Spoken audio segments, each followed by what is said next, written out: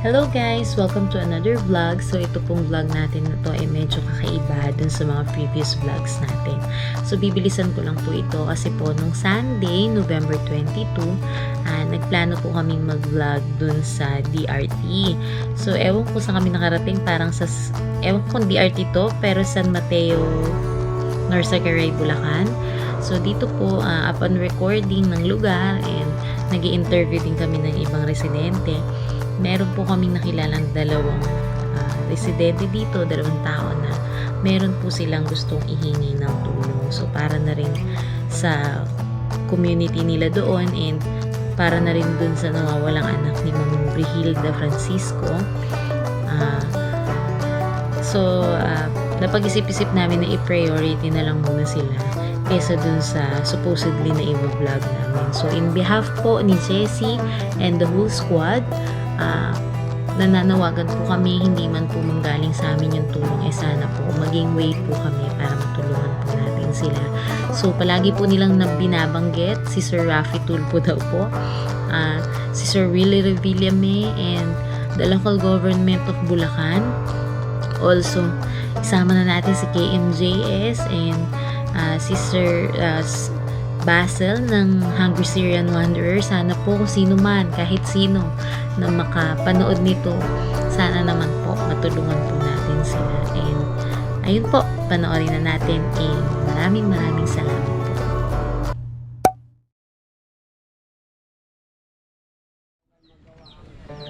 Hello guys, nandito po kami sa may saan po bang banda to? Ipudam. Sa may Ipudam View Deck. San Mateo. San Mateo. Nandito po si Nanay, ang pangalan niyo po? Hilda Francisco. Nanay Hilda Francisco. So meron po kasi siyang nire-request sa atin na maiparating po sa anak niya. So ito po, yung story po ni Nanay, pakinggan po natin siya. Hello po, magandang hapon po. Sana po matulungan niyo po ako.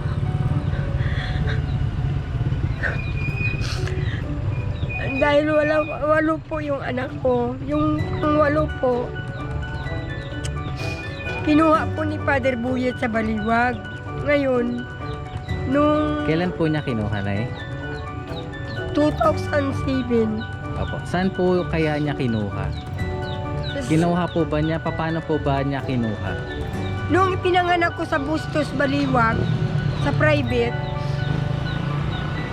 bali doon ako nakatira sa kanya. Kasi siya ang tumulong sa mister ko na nagpa-check up sa sakit ng mister ko. Bali siya ang tumulong. Tapos nangyari, habang tumutulong siya, nagkaroon ng nanganak ako sa bunso ko. Ngayon sabi niya, sige, yung baby mo hanggat hindi ka makaraos, dito lang muna yung baby mo, ilagay natin sa Bethlehem, sa ampunan. So ang nangyari naman, nagsabi ako, sige Father, sabi ko, para makaraos rin ako. Ngayon, inabot siya ng 1 taon yung bata. Nagkataon naman na, pero hindi ko na naalala kung anong year yun. Bagyo Undoy lang ang nalaman ko. Bago magbagyo ng kinabukasan, dinala ko pa yung bata dito. Nakuha niyo pa po? Nakuha ko, tapos naggawa ako ng kuna para makagawa-gawa ako. Ay nagkataon naman na kinabukasan na bagyo, nasira yung bahay ko dyan, yung kubo ko. Tapos nagtai yung bata kasi sa pinadidi kong hindi hiyang sa Birbrand. Ngayon, tumawag naman ako kay Ma'am Eunice na Taiwanese na sabi ko, Ma'am, yung Taiwanese na yan, yun ang tumulong naman sa anak kong may kapansanan. Ma'am, baka pwede kong ibalik yung baby sa Bethlehem kasi nagtai siya. Di sinabi naman ng tumulong sa akin na, sige, ibalik mo. Ibalik mo agad kasi kawawa yung bata. Yun lang yung time na yan, na ibalik sa akin. Naibalik doon. Yun lang rin ang pagkakita namin, last naming nagkita. Hanggang ngayon dahil Nung lagi ako naman pumupunta doon, tinatanong ko naman sa social worker doon sa Ampuna na, ma'am, baka pwede ko naman makita yung anak ko, ma'am, baka pwede. Eh sabi niya, hayaan mo lang kasi madisturbo yung pag-aral ng bata. Eh, nasa magandang buhay naman yung anak mo.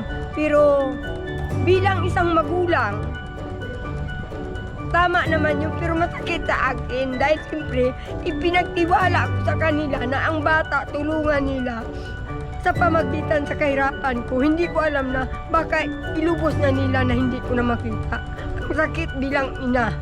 Kaya po ako humihiling kahit sino man ang nakarinig.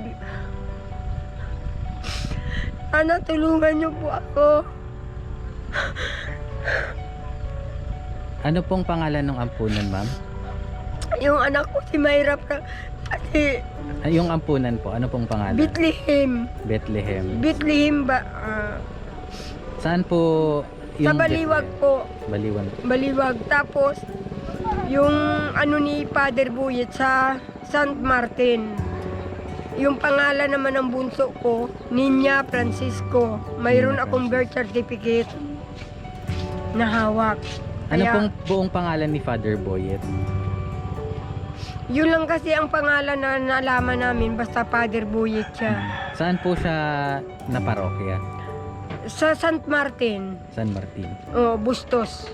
Okay. Sa Bustos. Kaya yun lang po, salamat. Mhm. Sana matulungan niyo po ako. Okay po.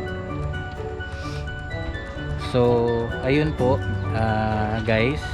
Ang hinihiling lang naman po ni nanay is makita niya po ulit yung kanyang anak. Tapos malaman po niya kung kamusta na, kung nasa mabuting kalagayan din po ba. Tsaka kung para magkita-kita rin naman po kayo. Sana. Ayun po. Hindi naman po siya galit na ganun yung nangyari. Pero syempre bilang isang magulang po, gusto rin po niyang makita kung ano pong kalagayan ng anak niya.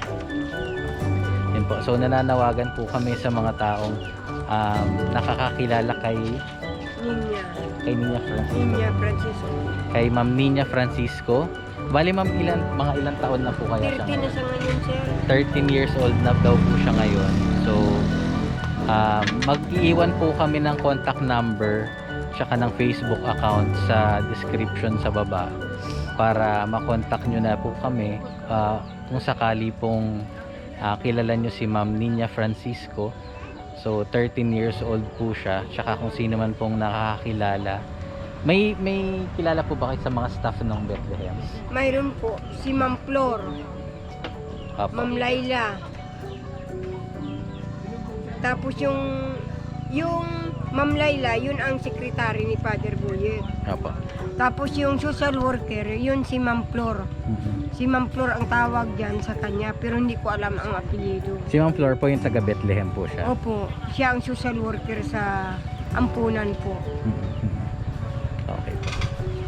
So ayun po, Ma'am Flor, kung mapapanood nyo po yung video, maglilive po kami ng contact number sa baba. Paki-contact nyo po kami para matulungan po namin si nanay na makita rin po yung kanyang anak. At muli po magkakilala din naman po silang dalawa tsaka yung sa mga kapatid po nila. Balik pito po yung kapatid niya. Bali, pito po pang walo sa kay Ninya. So ayun po. So maraming salamat po. Sige po.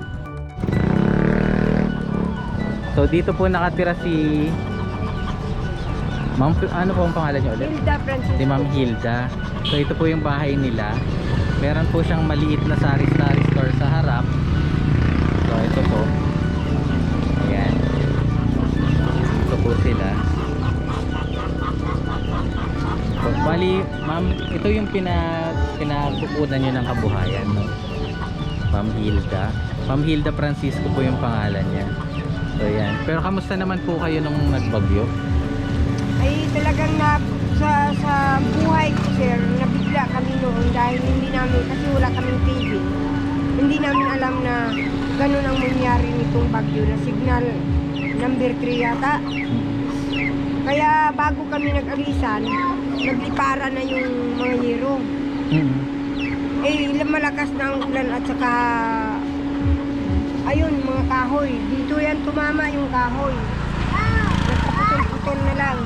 Opo. Dito kaya nasira tong kubo ko. Tapos ang ginawa, nagpatulong ako sa mga inupahan ko na lang para may balik. Kasi wala rin akong hanap buhay pagka hindi may balik.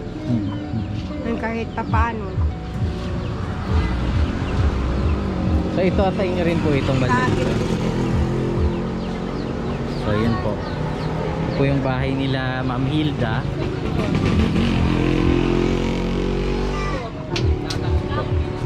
Kung meron din pong gustong tumulong sa kanila, ilalagay na lang din po namin yung contact number po nila tsaka salamat sana. ng link below para po makontak nyo po sila diretso. Maraming salamat po.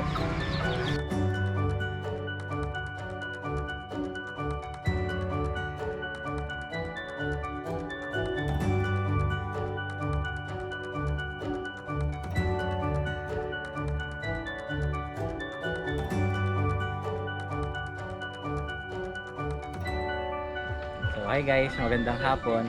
So nandito po tayo sa Ipo Dam View Deck and kasama po natin dito si Sir Tony na gusto rin pong manawagan. So meron po siyang mga babanggitin sa atin. So ito po. Sir, magpakilala naman po tayo. Magandang hapon po, sir o ma'am. Dahil ang kahilingan ko lang po, dahil nakita nyo ang kalagayan namin, dapat makahingi kami ng tulong na tumibay pa to o wala po akong kakayahan o buhay na hindi lang ito. Pagkatapos, yung dagdag po na kung sino ang makatulong po. Dagdag puhunan po para mas maayos pa. Opo, at saka may katulad sa inyo na alam mo, magkape o may tubig na mineral. Yun, kailangan ko po yung may paninda din. Mga essentials at puhunan. Opo. Ano po bang ang hanap buhay niyo po dito? Ito lang po. Wala po. Ito lang ang hanap buhay namin. Kung walang tao, wala rin kaming kahit makain. Kamusta po ba kayo ng bagyo? Hindi naman to nasira at saka yung bahay ko hindi naman nasira.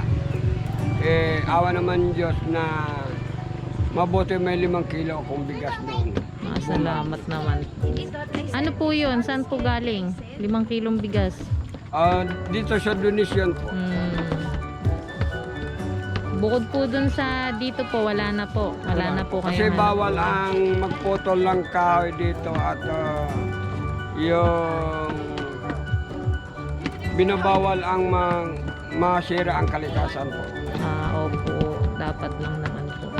Ang pasok po ng mga tao dito tuwing kailan po? Monday to Saturday. Saturday. Pag linggo po, sarado. Sirado po ang linggo kasi ni Mayor, parang ayaw niya na magkaroon ng case dito ng lugar. Lalapit kami doon na hingi kami ng tulong ni Mayor. Paano dahil ang kapatid o anak namin o asawa may COVID. Kaya nga iniwasan po. Ngayon, sir ma'am, pasensya kayo na wala akong face mask, windshield dahil ugali namin dito dahil wala naman case na pero kung may order si Mayor o Kapitan na mag face mask, distancing, ako po ang tinatawagan dito na hanggang mag-traffic dito po sa kalsada. Opo.